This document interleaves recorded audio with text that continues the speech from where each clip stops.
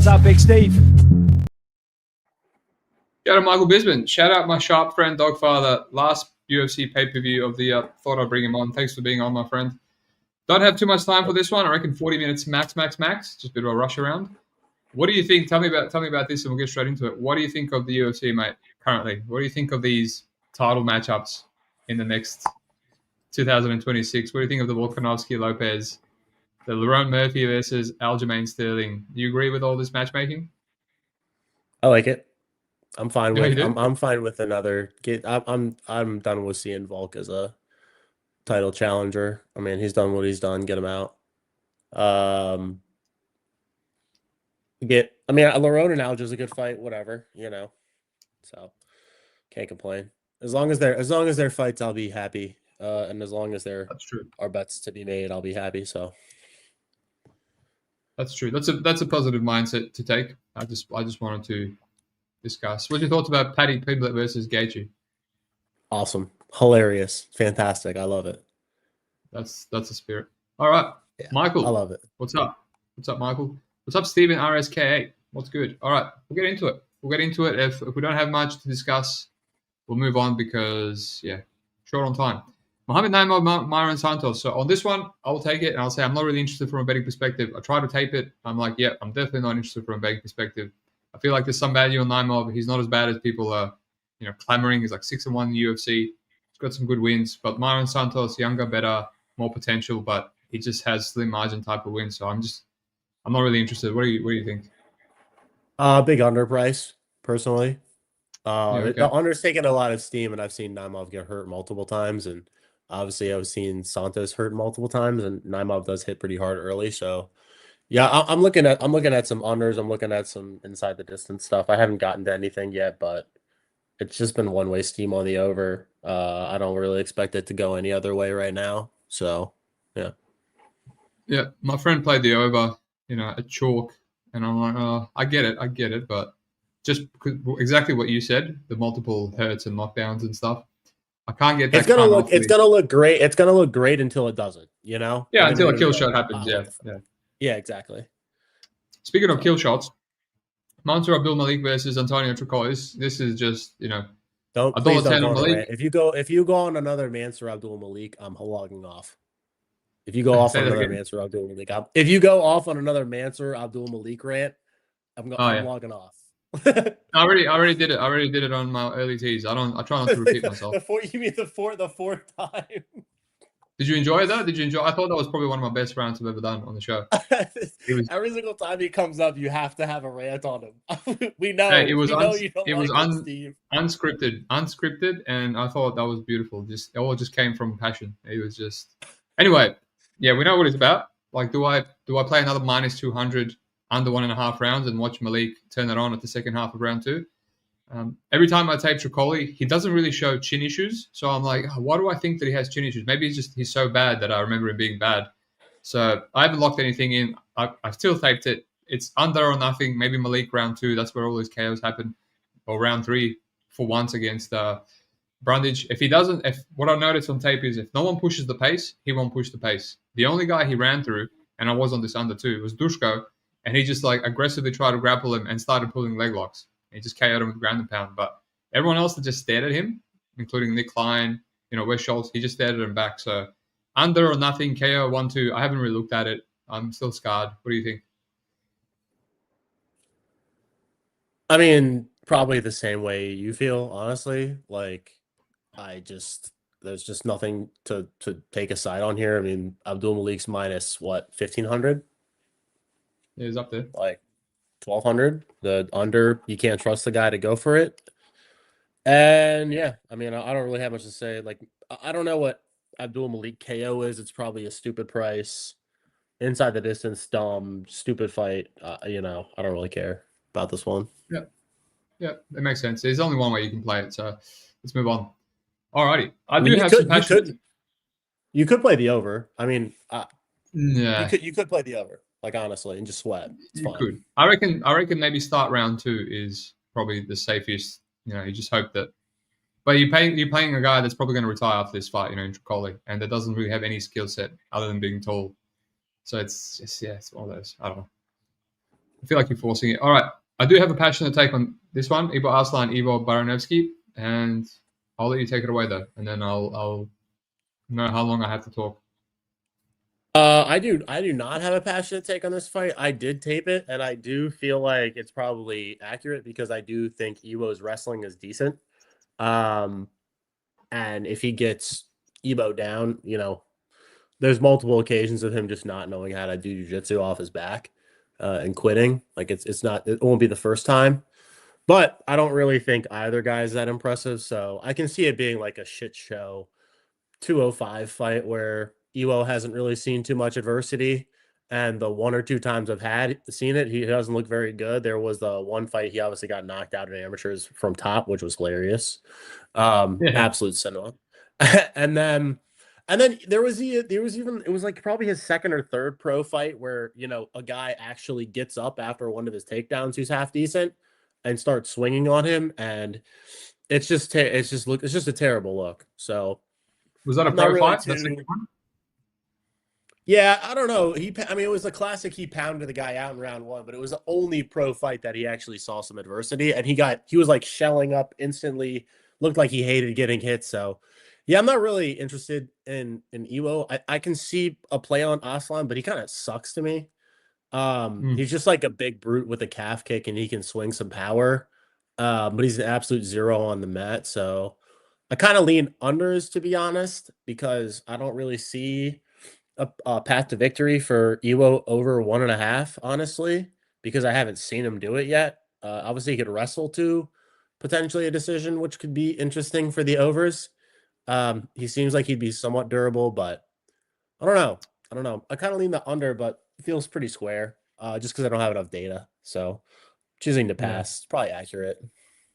Yeah, I agree with everything you said, man. At minus 200, I do feel like the under is all the value's kind of gone, even though it probably will look value. To me personally, Ivo, he was a massive underdog on Contender Series, and it made sense, right? We've seen him on amateurs get knocked out from top half guard, top pose guard. It's like, what the fuck's this guy doing? And to me, I think, because I'm passionate about this fight, I'll talk about this one a little longer, and then we'll save some time later. I feel like Ali, the guy that he knocked out, the jiu-jitsu guy, might be extremely chinny because I've never seen him slump anyone like that in all of his amateurs, all of his pros. I watched, I think, 11 fights, and the way he slumped Ali, it's like, yeah, whatever. Maybe he's just a chinny jiu-jitsu guy that's never been hit. And he dropped one of the pros, and that guy got up, and then he had to take him down, and then he had to pound him out. He basically pounds out every guy. So I get it. We saw Ibo get finished by Kuralaba, who's a much better opponent, and he stood up a couple of times against Ion. He stood up, so it wasn't like just he didn't roll over. And then also he made Kuralaba really uncomfortable on the feet. So yeah, to me it's a dog or pass, man. The guy hits hard. He hits hard. He's got, like as you said, he's got a calf kick. He seems to have good enough durability. So it's ape versus ape. One of them is minus 200 coming off a Dana White Contender Series. Never been out of round one. All bums. Like we know Polish MMA, me and you. Like light heavyweight and up, like regional. Even KSW is awful, but regional Polish MMA at light heavyweight and up is fucking dreadful, man. So this guy's been like smashing cabbies for like ages now. And then he gets Ali, who's like the only guy with process, and we don't even see the fight play out. So you see Ibo like digging underhooks against Turklaj. He's the only guy that's gone to round 2, round 3. He's knocked out Valentin, knocked out Turklaj in round 3. So I think he's got like extended potential. I think he's got early KO potential. Yeah, I think he's extreme couture. I think he's a lot more well put together. And I think, he just fought like an idiot against Billy Alicana. But even that, I think Billy Alicana could beat Ibo Barasensky just because he has more process, and he can go to a decision. So dog or pass, man. I thought I'd like the under, but I'm just like, Arslan's gone over a bunch of times.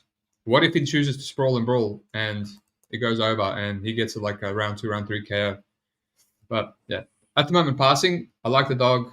And maybe the under, but at minus 200, it feels like a square under right now.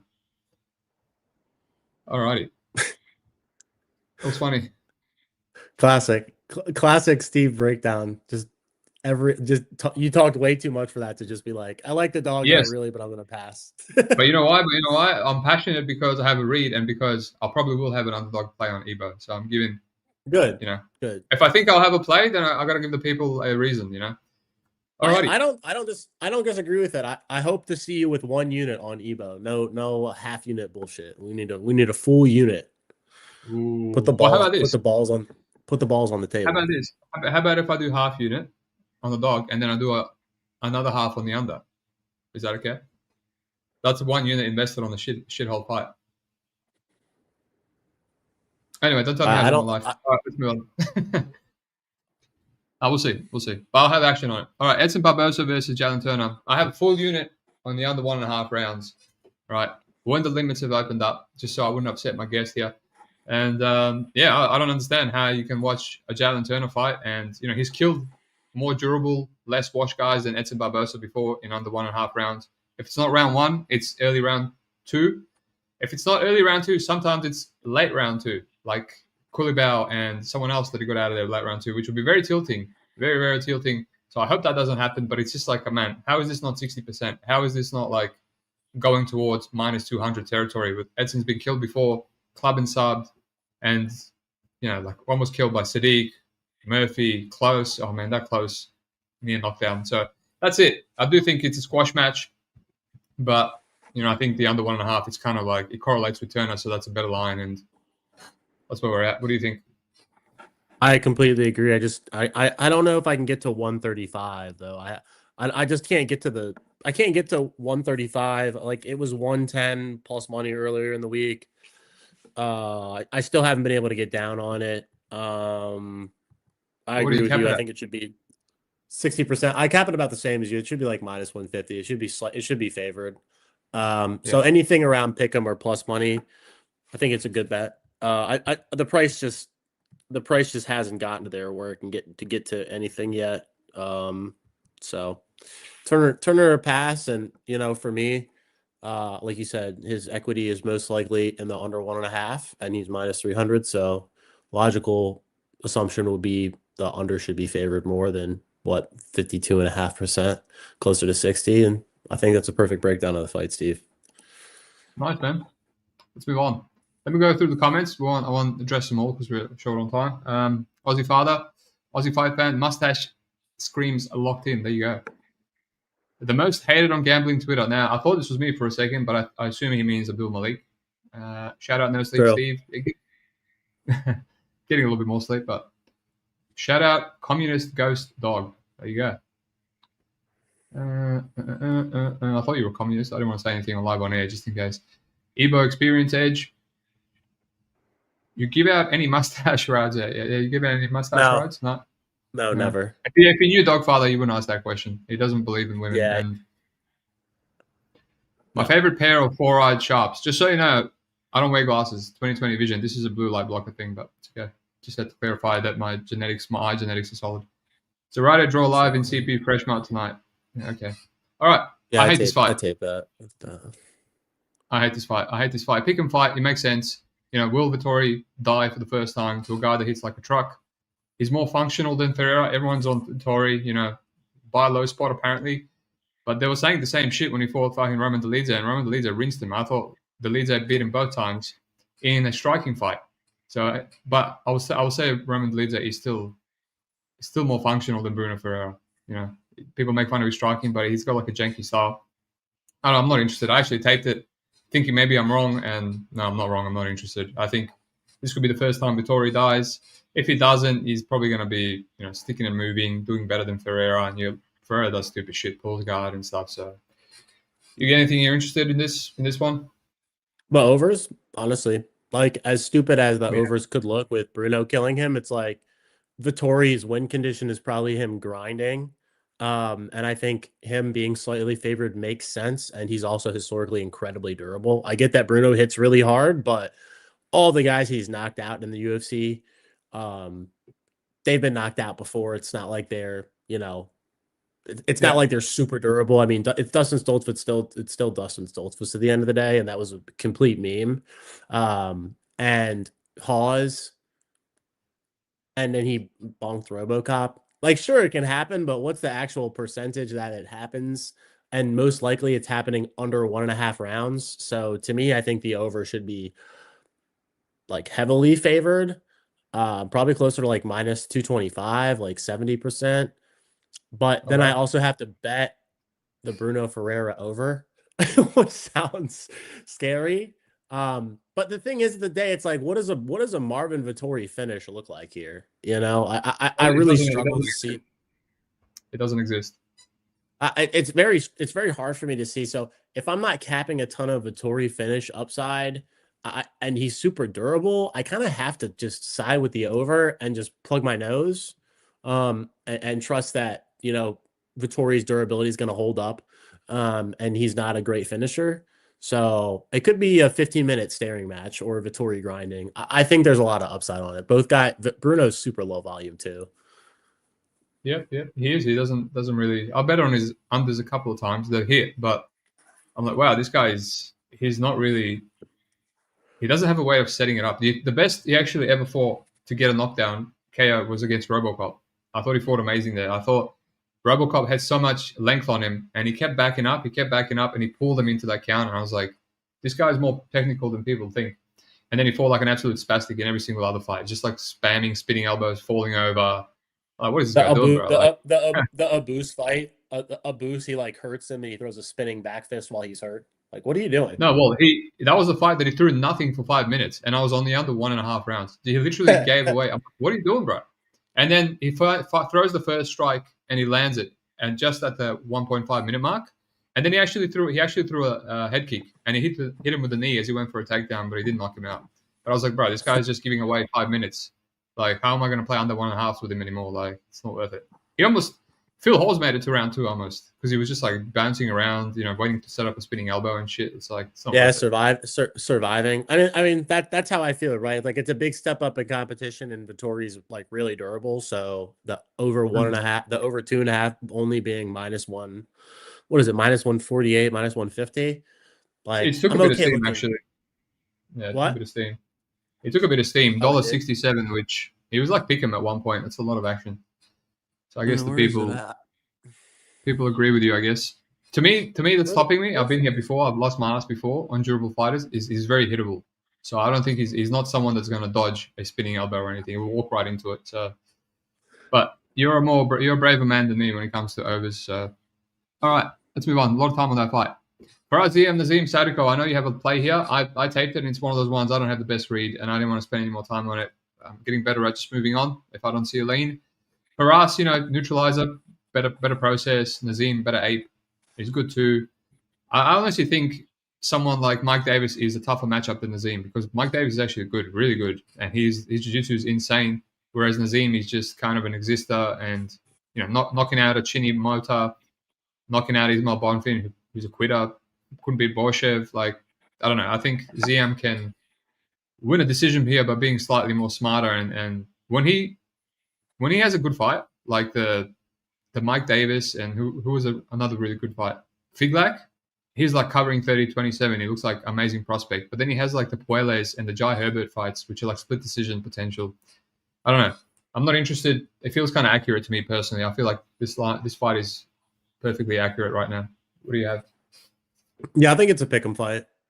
I have some earlier prices on Nazim, so I'm not going to talk about it too much, but like 137.5 or whatever, it's like a little bit of value. I lean Nazim outright, just because when we've seen Perez pushed late in fights, like round 3, he's gotten hurt multiple times by Malarkey and Vendramini, and that's kind of like the fight that Nazim tends to exist in. So, like, Ziam looks great when he's getting his game off, which is great. Like, it looks fantastic against Frivola, and even Davis had moments of success when he goes. So if he's not really dictating, I think that's kind of what you're getting at. If he's not dictating the fight, he really just kind of looks mid. And like overall, I think he is pretty average. Like, he's pretty solid. But I don't think these guys are levels apart. And I think I give Nazim a bit of a hardware advantage, and I give, like you said, I give Nazim a hardware advantage and Ziam the better minute winning process advantage.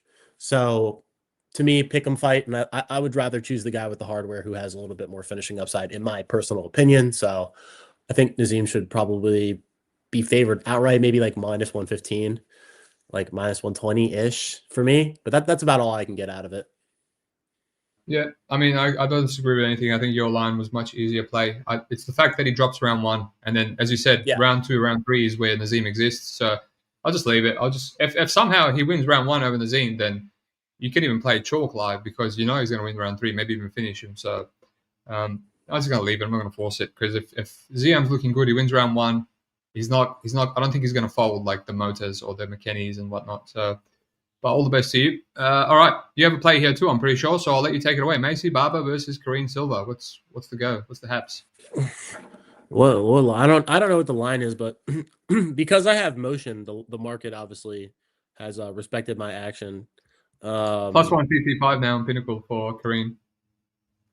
It's plus 155, really. Almost minus 200 for Barber. I know you probably yeah. Barber's up to 80. I mean, I think I cap her about minus 225, honestly. Just because Silva has such a small margin victory, in my opinion. Like, yeah, she's probably gonna hit takedowns early, but her cardio is so bad, and she can't be pushed at all. So if she gets pushed early in the fight, like even in like late round 1, early round 2, mid round 2. The fight's pretty much over from there, in my opinion, because she doesn't really have a way to gain momentum once she gets tired. We've seen that in multiple fights, unless she's like BSing some submission attempts. It's pretty much been like that her entire career, even like the Lipsky fight. And I honestly don't think her top control is that great. Lipsky's somebody that you should really be being able to consolidate top position on. And even if Barber's getting taken down, I think she'll have the ability to get up as long as she's not getting caught into submission. So I give her a lot of scope to win round 3. I give her a huge pace advantage. I give her, she's obviously 7 years younger or whatever, 5-6 years. I think she's 5-6 years younger now. Huge pace advantage. I guess she's coming off injuries and stuff, but I can't cap that. So, I can only go off what I see with my eyes. And in my opinion, this layoff's not a huge deal to me. And she's 27. It's not like she's on a layoff and she's fucking 36. Like, if anything, she might look a little bit better. And I think Kareem's a finished product. And I think the cardio and physicality gap for Barber is huge. And I think the ITD price on Barber is huge. So I like her to win the fight and then potentially finish late. So cardio is just too big of a gap. Cardio in women's MMA is too big of a thing, especially at women's 125, to just completely overlook. And I think that's a huge advantage. And I think that's why the line's still pretty short. If you can't fight for 3 rounds in women's 125, you got big problems in the top 15. Yeah. I mean, hard to disagree with you there. I get it. I think it's got a little bit of similarities to the Nazim fight. I think Barber's going to snowball round 3 pretty aggressively. And the last couple of fights with Kareem Silva, like round 3, has not looked that great at all, honestly. And I do think she beat Arujo. I thought that was a robbery, but still a bit of a concern. I can't play Barber. I think Barber's also not as trustworthy in my opinion. But yeah, she could very well win this as a clear 29-28. And as you said, she'll probably give a couple of takedowns early, but yeah, we'll see. The health stuff does concern me a bit. Maybe I'm looking into it too much narrative. She still has the fake titties. Until you get those fake titties out, because I know a bunch of women had issues with him. And they had to take him out, a bunch of fighters, because it would kind of fuck something up. But I'm just a titty capper, that's all. Silva second fight with Fighting Nerds. She should look, mate. She's actually looked regressed in the last couple of fights, honestly. So, yes, the almighty Fighting Nerds. Yes, the aura of training with Fighting Nerds. I think we can just stop glazing a particular gym. Alrighty, Terrence McKinney, Chris Duncan. I have under 1.5 here, $1.44. Look, I know it's funny.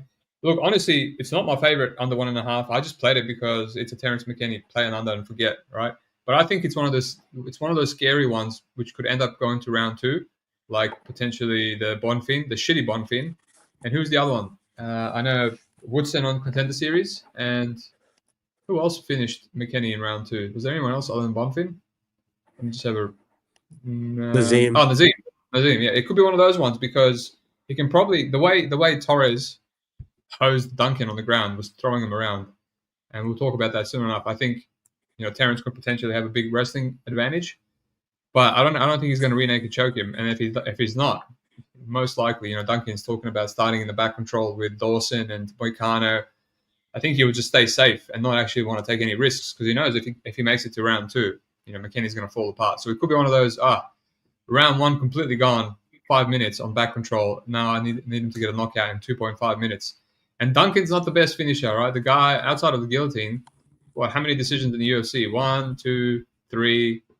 I mean, couldn't finish bloody Yashmuz, and he broke his arm. So, but he does have a big overhand right, and he did drop Jordan Matranic. I think he's just McKinney, man. When he gets into round 2, anyone can finish this guy. So, I just have the under, but there's many ways you can play this. Like, gun to my head, sharp clip for you to like crop and then like post on Twitter. I think it's going to be a Duncan round 2 sub if he gets out of there, but I'm hoping for a Terrence McKinney round 1 KO, so some minimum sweat.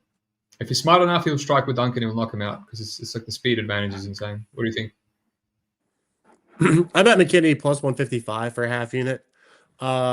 Just because. Wait, what?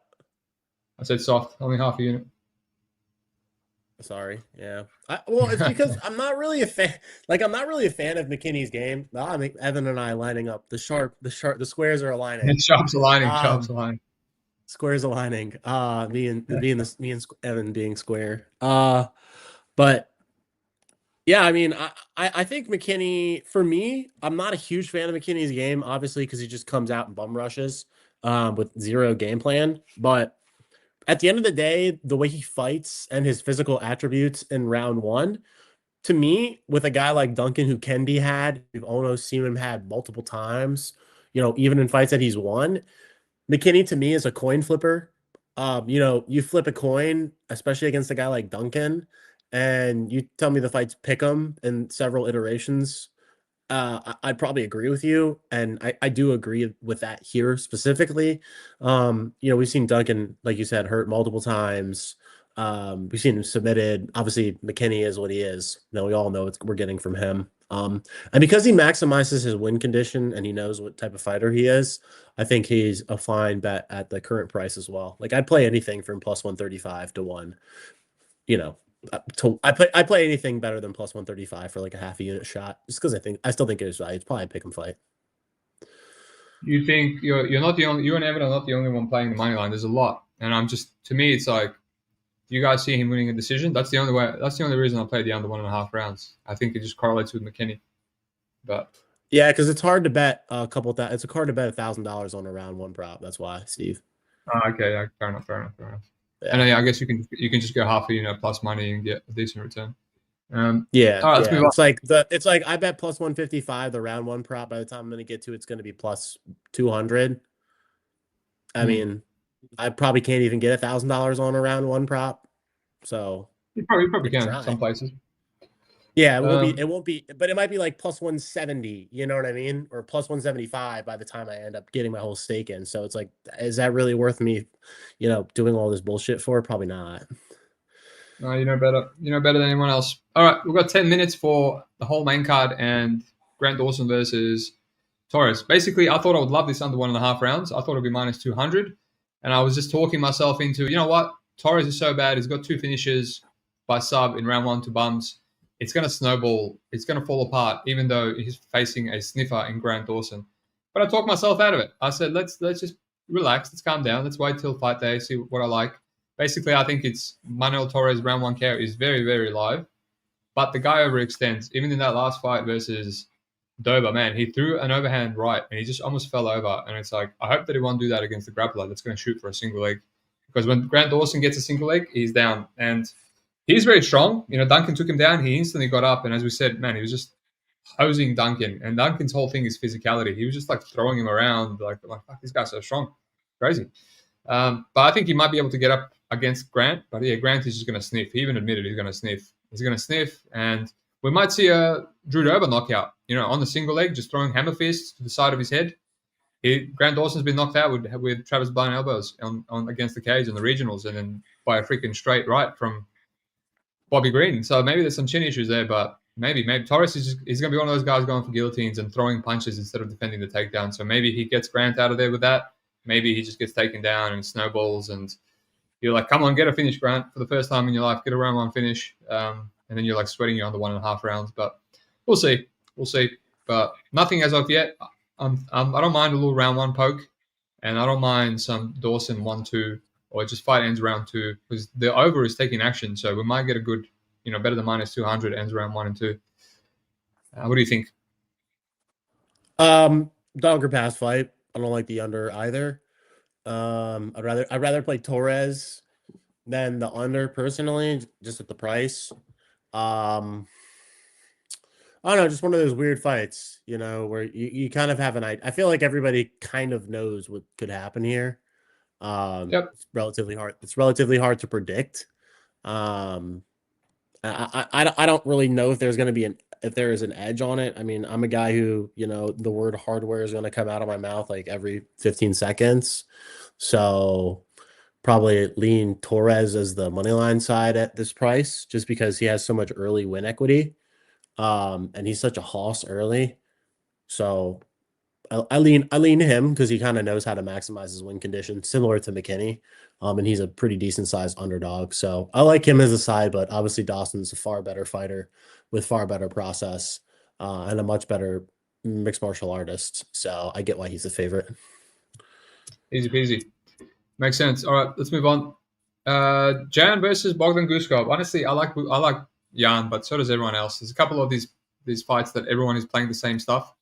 Everyone's playing McKinney, everyone's playing Moreno, and Jan is the other one, and the line is not really budging too much. And I get he's 42, but he was freaking 41 when he fought Carlos Olberg and Ferreira and Magomed Ankalaev. He was 40.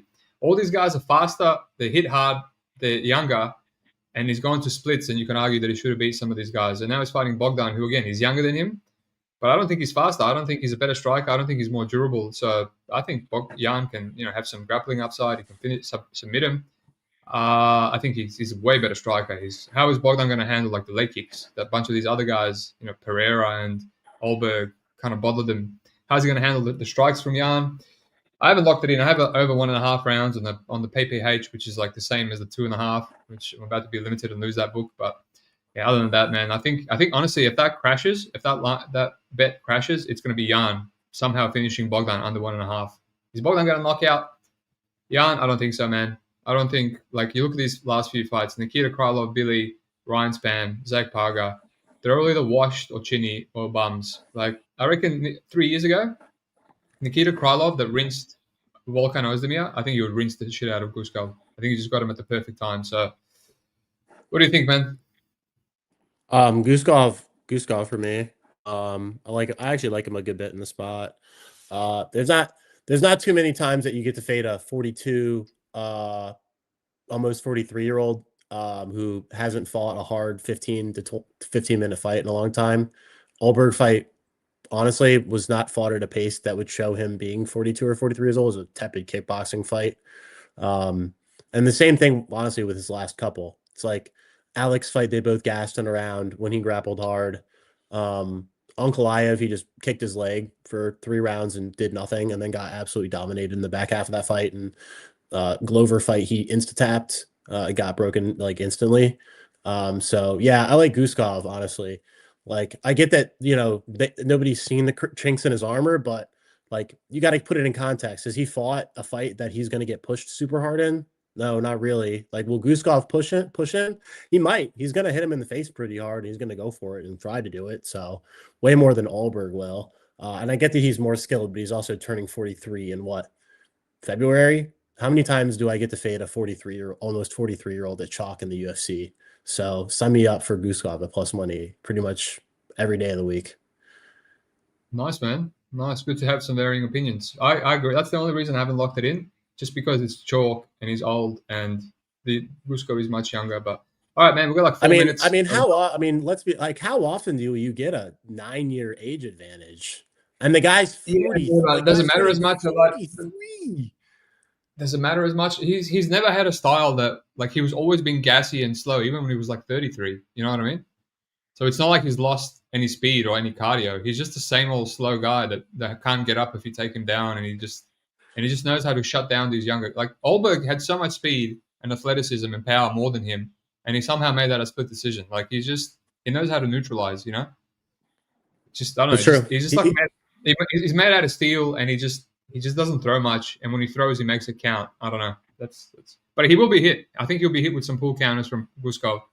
At some point, he might get dropped and knocked out. But Yeah, Yeah. Guskov was getting better too. I honestly, when I taped the fight, I was ready to ship Jan, and I'm like, I thought Guskov was a lot worse than I remembered. No, He's he's good, actually man. like he's actually pretty decent.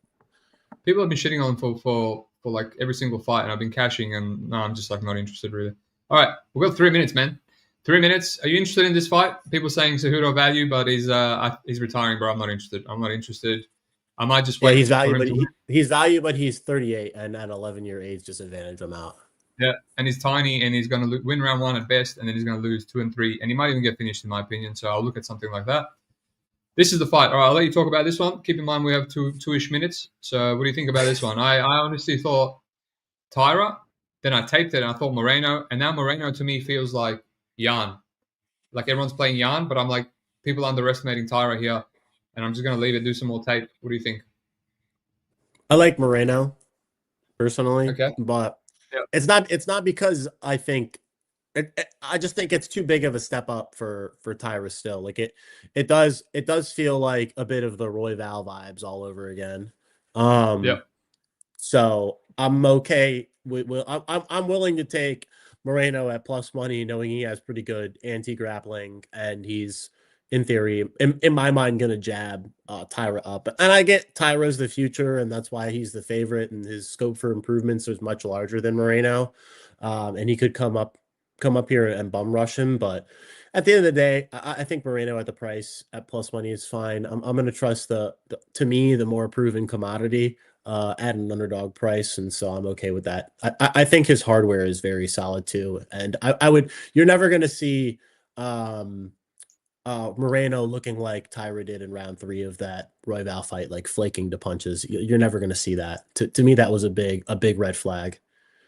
Yeah, I agree. That's one of the main reasons the Royal fight, and I think Royval is much easy to defeat with Taira's game plan, and he still had issues. Obviously, he mauled him in the 2 rounds that he took his back, but you ain't gonna maul Moreno. You could drop Moreno like Pantoja did it. A lot of people you can take his back, but it's just like forget it. After that, it's what happens when Moreno gets out, you know. All right, sick fight right here. One of my favorite fights. Yeah, it's a dog or pass for me. I just want to say a few things, and then I'll let you go, and then we'll get out of here. I don't understand the glaze on Pantoja. People are just talking about Pantoja like he's the new GOAT and like he would be Demetrius Johnson. And this is coming off submitting Kai Asakura, who's lost a bunch of times in Ryzen, who are grappling. And Kai are friends. These are his last 2 title defenses, and people are just glazing it like crazy. He almost lost to Steve Erceg, right? One takedown attempt from Steve Erceg in round 5. So it's just like, calm down, man. This guy's already lost 3-4 fights before he got the title. Like Demetrius would run circles around him. Brandon Moreno split. That's fine. Like he seems to have Moreno's number since day one. He was just taking him down, taking his back with ease, which is why I kind of put the hold on my Moreno play because Taira can probably do that as well. But yeah, Josh Van, it just feels like he's a little bit small. He's a little bit reckless. I wish he was a bit more like Erceg, where he's patient, but he also does what Erceg doesn't, and that's fight. Like bring the war. He hits harder. He works the body. I think he's a generational talent, man. He came into the UFC with barely any experience, and he's just like almost knocking out Zalmas Sumagulov, right? Who's like rinsing everyone outside the UFC in octagon. Like he's an insane talent, and if anyone can do it, I think Van can do it. And I'm just thinking, do I wait? There's people out there playing max bets on Pantoja, which I think is retarded in my opinion. But yeah, it's Van or pass for me, man. Do I wait for that round 1 where Pantoja gets his back or something, and then I see how Van gets out of it, how he deals with it? Or do I just get greedy and just play it? But I don't know, man. I think Van is special. I get the feeling that this could be the time to fade Pantoja. What do you think? Yeah, I don't know the last time I'm gonna get. I mean, I kind of said it last fight when he fought Roy Val. I was like, when's the last time I'm gonna get this great of a price on Van? And it showed up again. There's the gift that keeps on giving. So yeah, I'm gonna have to be there at some point. I'm just waiting out the line and seeing what happens. But I mean, at the end of the day, we're talking about like a over like 11 and a half year, age advantage for Van. A lot of scope for improvements. Pantoja's on the back end, and Van in a 5-round fight is a big problem, in my opinion. And he's going to be on a full camp. A lot of his tape, he's on short notice, 2 weeks notice, 3 weeks notice. And like you said, he's a special fighter, and I'm willing to invest on him at this price, knowing that he has massive grappling downside, and I'm okay losing at plus 190 to 200 for a unit and a half, 2 units at the price, I don't really care. The result will be the result, but I think process wise, I think betting Van is a long-term plus EV bet here. Sharps aligning. We agree on everything. The 5 round is a big aspect. We've all been saying, Van is made for 5 rounds. That's swamp style, man. The body shots and coming forward. Let's see. For me, it's the way that Van stays within distance. It's like that bit of mental pressure that's challenging for guys to deal with. The kind of what Topuria did, 2 weeks ago. You just close up enough space that you start running out of ideas. Yeah. But I wish sometimes he stays safe like Topuria. Other times he's a little bit too into the pocket. But that's why he's the underdog, right? He's got weaknesses, but I think he can win this fight. All right, let's get straight to the point. Can Pirian do what he couldn't do the first time? I definitely think he was injured the first time, the leg and the shoulder. But I just don't think he's a type of guy that can beat Merab, even though he stopped 17 of his takedowns. It's just the volume. It's the volume. Like, he will stop the takedowns, but he won't do anything to win the round. Merab will just out-volume him. What do you think? Agree, disagree? I can't fade Merab. I know a lot of people that have been. I know a lot of people that have been lining up to fade him, and I was there when he was fighting Umar, and I was there when he was fighting Jan the first time. But at the end of the day, like I said, I'm just not fading Merab, period. The output gap, the cardio gap, the hardware gap is too big for me to want to fade him ever, so I won't be there. And to me, Jan's looked kind of past it, so it's Merab or pass, minus 480%, fine to me. Jan can win. He's a really good fighter, but 5 rounds in the style matchup, we've already seen it happen once, injured or not. I mean, this guy's a problem, so... Yep. All right. We're going to go. Give us one bet. I'll give one of my bets and get out of here. Something that I don't have on the board yet. Macy just Barber, something people can tell that you like a lot. Yeah, Macy Barber ITD at like plus 450 to 500. Oh, wow. Would you say Macy Barber round 3 is better? Actually, you probably won't say that. You probably won't say that. Sure. I mean, yeah, sure. Yeah. Yeah. It probably is, but I'm just going to play the ITD. So what about, and I know I said I got to go, but now I'm the one wasting time. The under man, because surely we give some sort of injury slash submission upside to Korean Silva, right? Yeah. It doesn't go. And that's 3 plus 200 for the under 2.5. Yeah. Okay. Doesn't goes plus 180. I think that's a good price too. That could finish round 1 from either fighter. Could finish round 3 from Macy. All right, and for me, Edson Barboza, Turner under 1.5. It's still available. I cap it all the way to minus 200, man. I reckon Turner's just going to run through poor washed Edson. Minus 200, man. I'm confident in that one. Oh, okay. Well, that's all I needed to hear. Okay, I'll be on that then this week at some point. I'm just gonna wait. You didn't tape it? You haven't taped it? Yeah, I taped it. I mean, I capped it 160, but I might just be being a bitch and being conservative. Right. It's Jalin Turner, bro. I've seen him hurt durable guys and run through them, make him look like he fucking hits like Ngannou. Now, the only issue is Edson will. Yeah. He'll skirt the octagon. He'll run away. My problem is Turner's mental health. That's my problem. True. But he's come back and I'm capping in. I might be capping in Turner's mental health too much, but no, that's smart. You gotta be. I only have a unit. I'm trying to be smart about it, but I'm leaving like room to add Turner round 1, round 2, Turner round 1 sub, some bullshit like that. Like, it feels like the only fight where I can ladder things. I can't ladder stuff on any other fight. That's the one I feel like. Yeah, Turner round 1's plus 180. I mean, I think I'll probably be on that if I can get down on it. Yeah. I wish it was a nice round 200 number, but that's all right. All right, you got anything to plug? We'll get out of here. No. All right. Go follow Dogfather. He's still sharp, as far as I remember. And thank you very much, my friend. Peace out. Thanks. Like and subscribe. Bye.